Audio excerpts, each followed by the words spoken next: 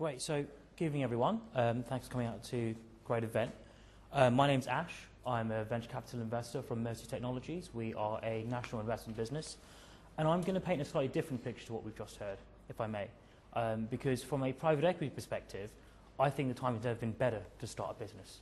And I speak that with a degree of experience behind me. I, for the last 3 years, was a co-founder of a startup called Babylon Health, which we then scaled from a 4 guys in a room business to 150 people employed in our London offices providing online healthcare services.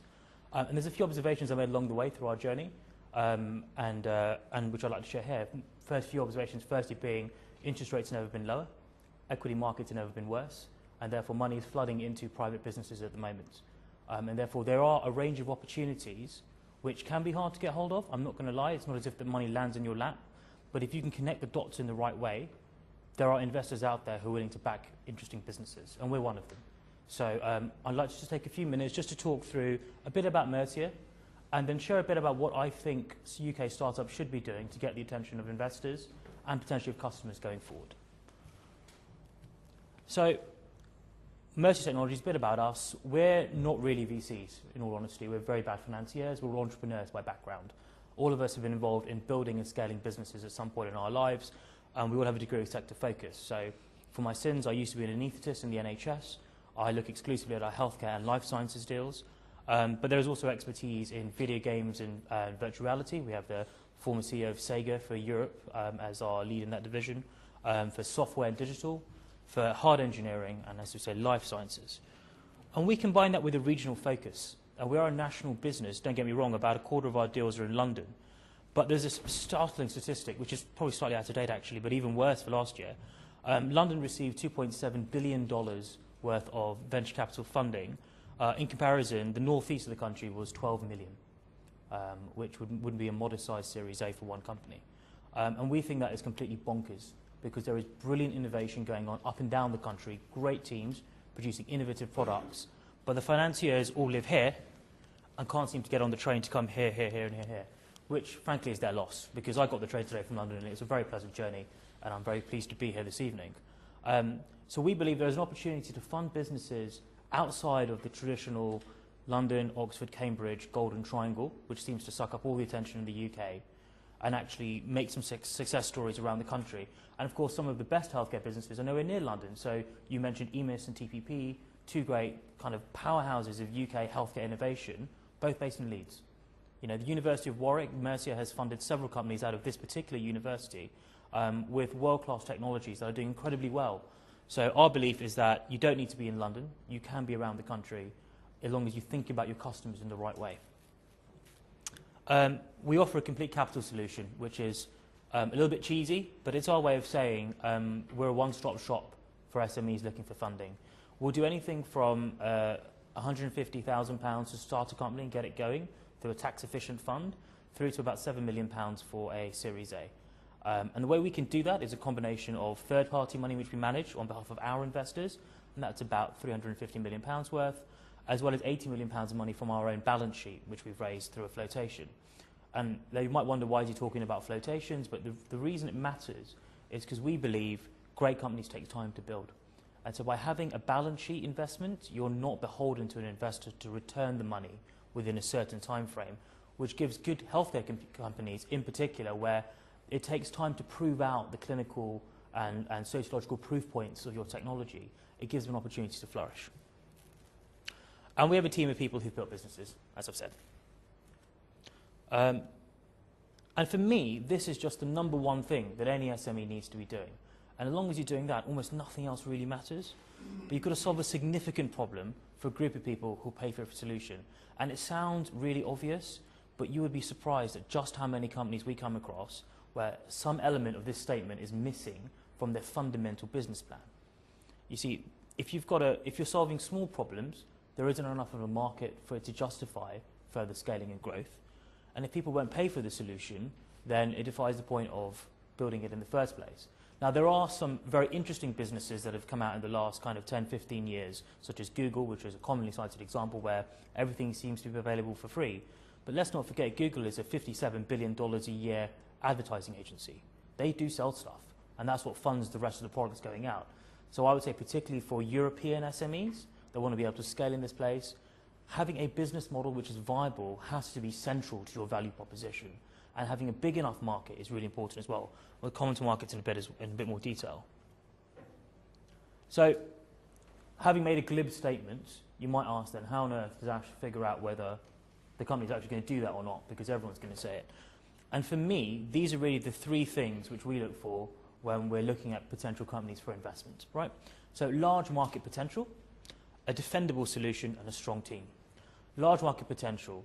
Are you solving a problem for a large number of people who can spend money on it, or a small number of people who spend a lot of money on it? There's nothing wrong with saying our plan is to serve the top 100 companies in the world with a particular enterprise solution, but we can charge a heck of a lot of money for the things that we're doing because it's very valuable. Or we've got something for everyone, 7 billion potential customers, and it only costs a few pennies a day. Either way, that's still a great business in terms of the fundamentals of the finances. But it needs to be a large market in terms of numerical value. A defendable solution. This is perhaps a quirk of Mercia, but we're technology investors. We're all a bit geeky at heart. And we like businesses where you've got a solution which can be patented, protected in some way, or even have a bit of know-how that prevents people from being able to steal what you're doing. And a strong team.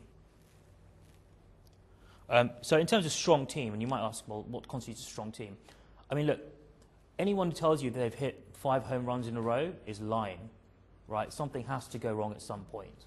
Personally, I like teams who've had experienced failure at some point, because it's a great teacher, and I've failed in some of my previous businesses, and I've succeeded in some of them as well.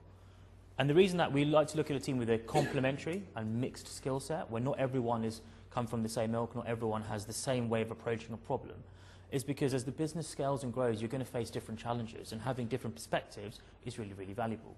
So we're after teams who have good domain expertise, who understand the type of problem they're solving, understand their customers, have got it wrong once in a while as well, and have the ability to reflect on getting it wrong. So thinking about the markets now, if we drill down in a bit more detail, these are two statements, and you can interpret them in different ways, but the reality is the UK represents 1% or less than 1% of the world's population. So there are 99% of the world is still out there, right? So let's just clear that up for a start. And the NHS is aiming to reduce spending by, is it 22 billion by 2020, which is a tall order for any frontline clinicians or hospital managers, but also provides some opportunities for companies. You see, if you're aiming to work with a healthcare system that's trying to save money, it's really obvious, right? It's either save them money or don't sell to them. It's one of the two. And my personal belief is, and people may disagree with me on this, it's really hard to sell into the NHS right now things that massively improve patient care without demonstrating an objective saving for the healthcare system in the short to medium term. That might be politically unsavoury for anyone to have to handle, but I think that's the reality of it. And I don't blame them, because they have got a mandate right now to save a hell of a lot of money. That's nearly 1/6 of their total budget. You know, they've got to save a lot of money within a short number of years. So solutions that cost more to deliver the same or marginally better are of no use. Solutions that save money are incredibly useful, and solutions that that may not offer that kind of saving but can be applied globally are incredibly powerful, because as we know, 99% of the world is still out there.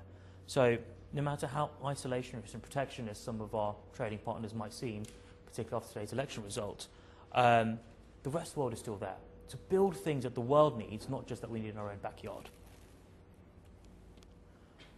Drilling down to the solutions. So when we see an idea or a product that's presented to us, there are really a few things that we're really looking for. Firstly, it has to work, right? So don't do a product demo in front of people if you don't know the demo is going to work. It sounds crazy, but we see it all the time where someone confidently asks us to try out their app or put on the virtual reality goggles or give it a go, and it fails. And at that point, frankly, you've wasted my time, and I'm unlikely to want to take the conversation any further. So if you're going to demo something, for heaven's sakes, make sure it works. If it doesn't work, so it's a particularly complex piece of research that you want to turn into a product and you haven't got there yet, tell me how you're going to do it. What are the steps that you need to take in order to turn an idea or a complex concept into a product which we can then go on and sell? And tell me when you don't know what some of those steps are. For example, this is going to need regulatory approval. I don't know necessarily how I'm going to get the regulatory approval, but I acknowledge the fact that there's a gap within our plan. That helps me as an investor to plan out what sort of skills your team is going to need and what sort of money you're going to need in order to achieve that. It's not a problem. What's a problem is when you don't tell me things, and I think either A, you're naive and you don't know that there's going to be an issue, or worse still, B, you're deliberately hiding it, and that causes a lot of distrust between the investor and the entrepreneur. The idea must be unique. So it's really tough to work with teams when they've got a big competitor immediately.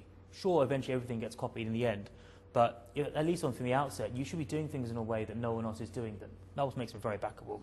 And that comes with the defendability, either a patent, a methodology or some know-how in your company that no one else has figured out, or even a trademark on a particular type of brand that's really gaining some traction.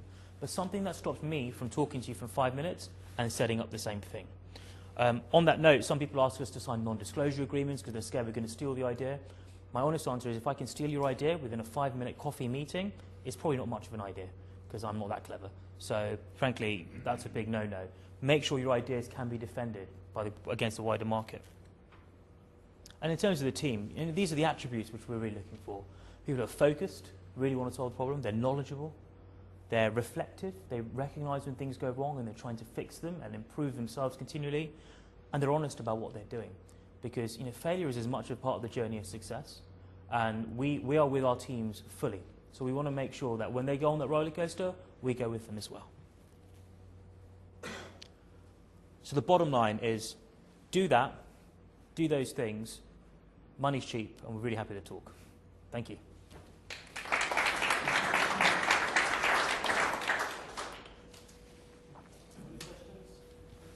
Hi, back.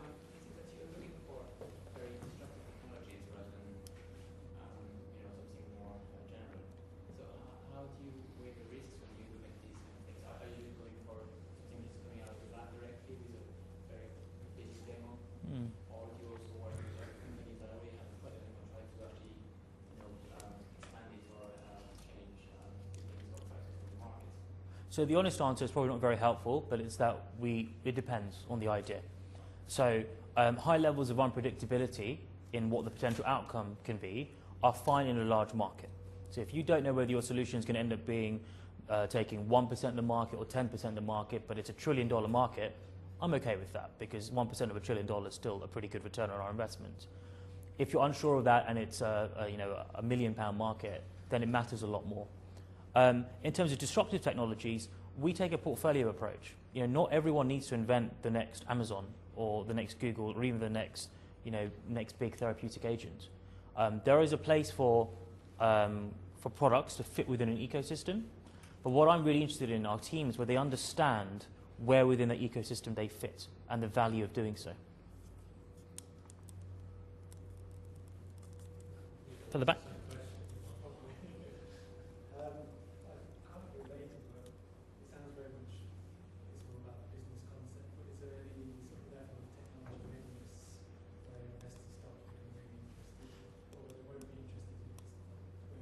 So I'm always really interested in technologies irrespective of their stage of development, but with a caveat that ultimately our purpose is to be able to fund businesses.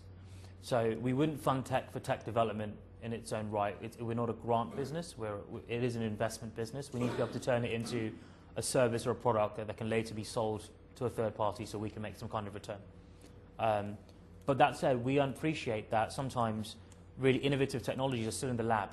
It takes a while to pull them out. So Warwick happens to be one of our partner universities. We have 18 in the country. We will sit down with some of these partner universities and help write the business plan and say, I'm doing one right now at a university, not here but elsewhere, where I noticed something that they were working on and it matched up with a clinical need that I was aware of back from my anesthetic days. And we're matching the two up and saying, you guys don't know this yet, but that's really powerful for these reasons. If you're willing to take these steps, you've got a really strong business there, and we're happy to fund that business. So we're more proactive with Warwick University than perhaps most others.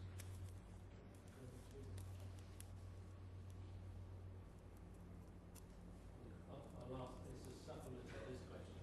I was talking about the SBRI process.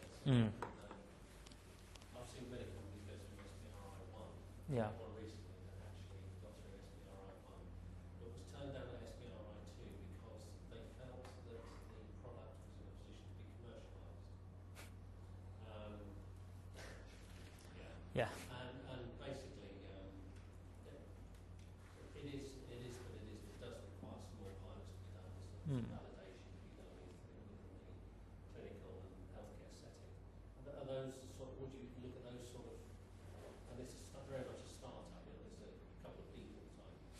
Yeah, I mean, look, there's different ways about thinking of any given investment, right? There are some companies we look at where they come along and say, hey, I need £500,000 because I need to do some tooling for a factory.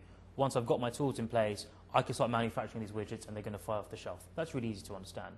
There are some where they come along and say, hey, I've got a good piece of technology. I'm not quite sure what the market is for it yet. And the way I think about it is, well, sometimes you need a bit of money to give yourself some breathing space to answer the questions. So what I'm really interested in, therefore, is, right, you are here at point A at the moment. Let's say I give you £150,000, £200,000. What unknowns within your business model are we going to know more about? And how much value have we created by answering those questions? And it could be, for example, that we don't understand how the regulatory environment for this piece of technology, but we know that we could call in a regulatory consultant that might cost £10,000, £20,000 to help us to better understand what trials and what trial data we need to be able to demonstrate to get FDA approval, for example. To me, after having done that process, there's more value in the business because we've answered some of the unknowns. So we are happy to take more speculative, as it were, question and answer style investments within that. But the overall point will still be the same. What we're aiming to do is drive towards a commercial product. So if there was a dependency on grant money where commercialization was a big no-no, I'm afraid we'd probably be quite bad bedfellows in that respect. We'd probably bump heads a lot. But if the aim is to turn this into commercial product, there's no reason why you can't take stepwise money along the way, increasing your value, and saying, next bit, I need to understand these bits of my business before we get to the next step. Oh, fantastic. Wonderful. Brilliant. Thank you very much.